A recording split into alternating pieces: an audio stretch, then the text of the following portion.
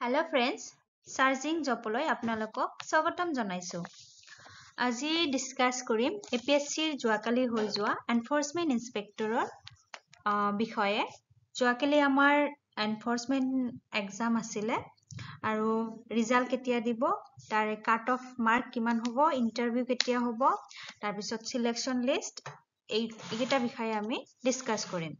So result ক'ব গ'লে তেনেকুৱা নটিফিকেশন আমাৰ APSC তেতিয়ালৈকে ওলোৱা নাই।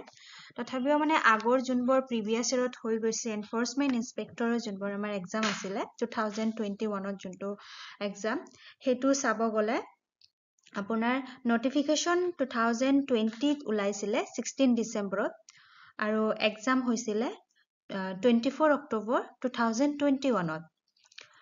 তাৰ পিছত আপোনাৰ ৰিজাল্ট ওলাইছিলে 13 ডিসেম্বৰ 2021ত। সো মাজত মাত্ৰ দুমাহে আছিলে।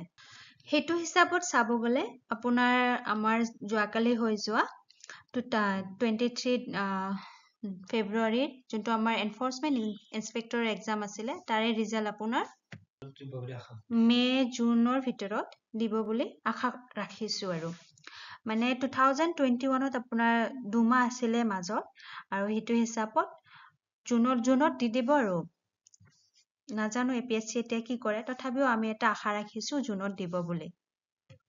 এতিয়া আপোনাৰ কাট অফ মাৰ্ক ক'ব গ'লে যেহেতু APSC এতিয়ালৈকে এনসাৰ কি ডিক্লেয়াৰ কৰা নাই, সো কাট অফ মাৰ্ক কিমান যাব এতিয়ালৈকেও তেনেকুৱা আইডিয়া নাই। আৰু তথাপিও আনৰিজাৰ্ভ কেটেগৰীৰ কাৰণে 130 হ'ব আৰু ওমেনৰ কাৰণে 125 তেনেকুৱাই হ'ব বুলি আমি আশা কৰিছো। এতিয়া চাও এনসাৰ কি ওলালে কি হয়, দেখা যাব। আৰু সো আজি ইমানখিনি আছিলে। আশা কৰিছো আপোনালোকৰ সকলোৰে এক্সাম ভাল হৈছে। কোনে কিমান মাৰ্ক হেৰি কৰিছে আপোনালোকে কমেন্টত জনাবচোন। ধন্যবাদ।